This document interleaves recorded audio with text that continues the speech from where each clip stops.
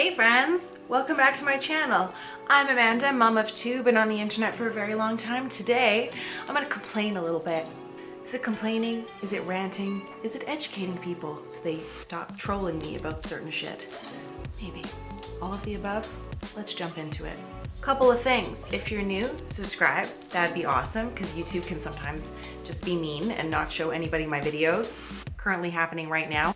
I feel like I need to address this in a video only because I don't know why it's coming across as confusing to people and why I'm continuing to have conversations, whether it's in the DMs or like in the comments about this term of solo parenting versus single parenting. I don't know why there has to be a versus, to be honest. I feel like, can't you just let people feel the things they want to feel? I always struggle with this when somebody's like, hi, I'm over here having a hard time, and the person over there is like, no, you're not having a hard time because it's not hard. Just so we're clear, that's called gaslighting, and it's like not cool. I often talk about solo parenting. I often have it in the title of videos. You'll see me do vlogs with just myself and the kids.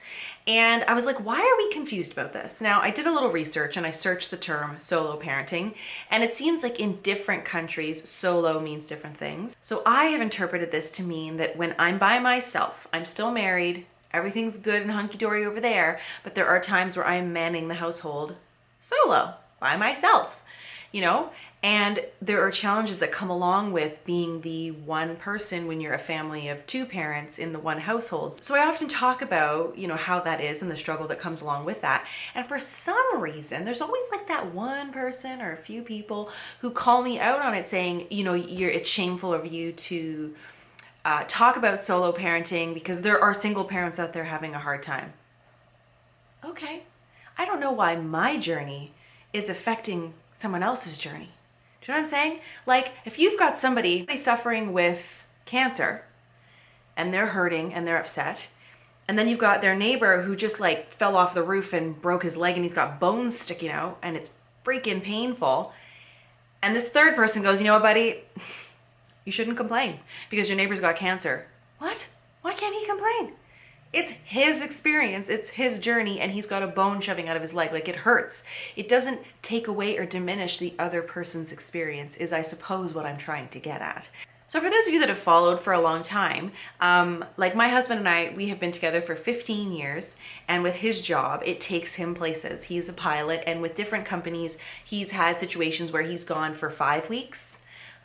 He's had situations, that was probably the longest. No, last summer was longer. I think it was 6, where he was away for 6 weeks in a row. That was intense. That normally doesn't happen anymore. Now we're looking at 2 days, 5 days. We just came off of a stretch of 9 days where he was away, but he was home for like 20 hours in between. So it's hard, okay? Kids 5 and 7. I feel like now they're at these ages where they notice time passing. You can't like pull the wool over their eyes and pretend like, oh, daddy's gonna be home tomorrow. And they don't know time, and I just can't fool them anymore. So what's happened is it seemed like it wasn't a problem for a little bit, and then we just entered this new territory where we're experiencing some separation anxiety. You know, frustrations are showing up with me, even though it's not really directed at me. It's more just like frustrating emotions and not quite knowing what to do with those emotions. And so as the parent, you know, it's my responsibility to navigate those situations, and it can be really hard, okay? Because I am a working person. Some people may not see what I do as a job, but let me tell you, the hours that I put in, behind the scenes, creating content, editing, planning interviews, interviewing, posting, being on Instagram, all of those things takes a chunk of my time. And because I do, you know, have the opportunity to work with brands and things, those take a ton of time. So there's a lot happening, okay? Like, I work a lot. So here's a tactic I've been doing where if you are struggling with a solo parent situation, but I think you could also use this in many parenting setups. If your kids are starting to kind of lash out at you and experience these frustrations verbally, in my case, perhaps there's some yelling and just like little explosions every now and then. What I've been doing is shutting it down the moment that I'm home, right? Because I work from home, I have to sort of have these boundaries about what time looks like. So I basically shut it down by 3.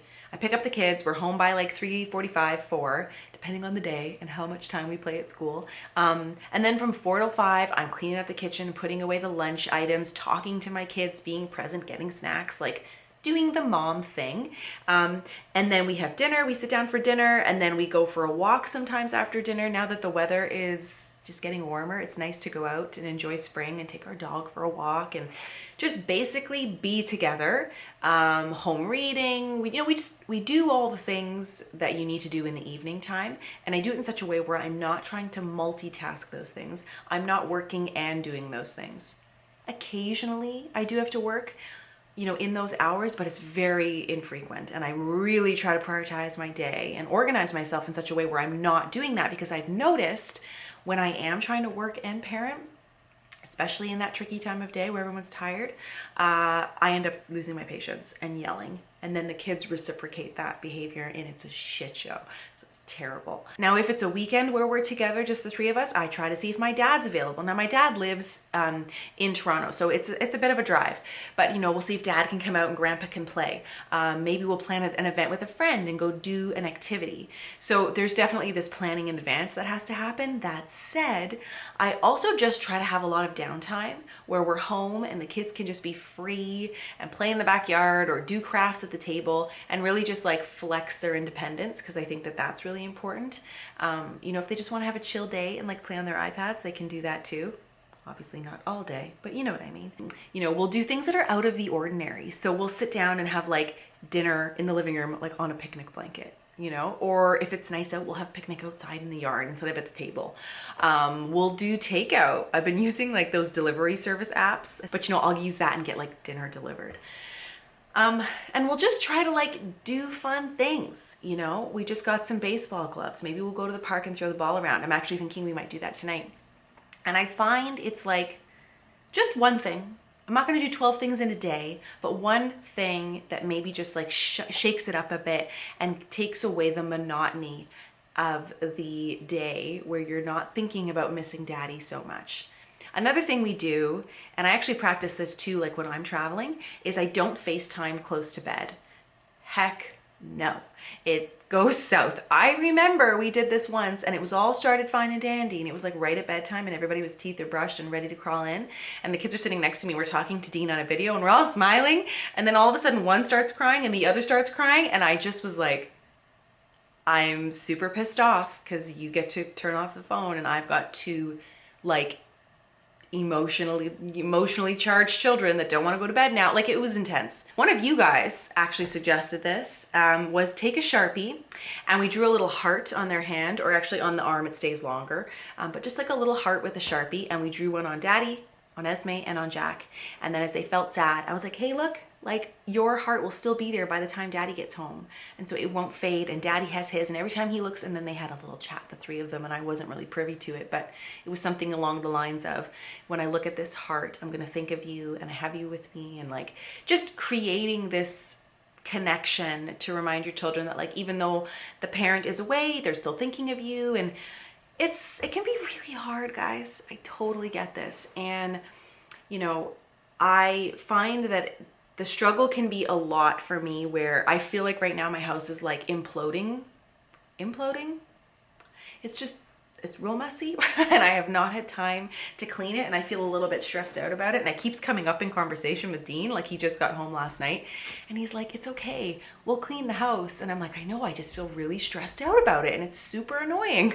So you just kind of have to give yourself some grace, and I don't always get that right. And I have to remind myself, you're doing your priorities, you're parenting, the kids are fed and going to school and going to bed at good times, you're getting your work done, and you're trying to sneak in some self-care when you can. That is almost the most important thing that I can offer you, is like, try to find ways to give back to yourself, whether that's a Netflix show you're really into. P.S. I'm loving The Umbrella Academy. Have you watched it? It's so good. Finding ways to replenish yourself, because I always say this, you cannot fill from an empty cup. And that might be why I really harp on self-care as critical care. It's because I'm often by myself doing the parenting thing. And if I am to fall apart, it's coming off the rails and my family needs me, right? So just a couple of tricks that I like to use. Also, while we're on the subject, I would love to know some of your hacks, so leave them below, because I'm always looking for new ways to just conquer the situation. Like, I don't envision a future at this time where we're not going to have this dynamic, where Dean will have to travel for work, right? And so whatever you got, share it below. So those are my hacks, and I suppose my message across all of this is people are allowed to experience frustration and emotions and joy and heartbreak and whatever the hell they want to experience. And at no point do you have to compare it to something else to belittle. Do you know what I mean? Like, comparison is the worst thing in all ways, whether, you know, as a person, you're comparing yourself feeling inferior, or you're putting someone down saying they're not entitled to feel this way because if I compare you to that person, it's not important. Like, why can't we just respect people and their journeys that they're on and support them? I don't know. I'm not hurting anybody by saying that solo parenting is hard. And I think solo parenting is hard, but actually, if I were to compare my solo parenting experience to a person I know on here, whose partner travels for like 6 months of the year, I'm just like, oh, I'm good. Everything's good over here. So yes, I think at times there is a need for perspective to say, like, I'm struggling. This is insanely hard. I feel like I'm going to break if my husband doesn't get home tomorrow, you know, and then to go, okay, but really, like, I did it. I've been doing it for this long and everybody's healthy and happy, and we got through it. It would have been easier had my partner been home, but we managed it, you know? And I just think, yeah, just give people grace. You know what I mean? There's always going to be stories of people experiencing difficult times, and I just think we need to do our best to support people. And the reason I share my story on here is in hopes of doing that for someone else, of going, hey, I hear you, I feel you, I experience this too, and we've got this, you know? On that note, gotta go. My family just got home. Hope you guys have a great day. Subscribe if you're new. Links to all the things below, and I'll catch you in my next video. Bye, guys.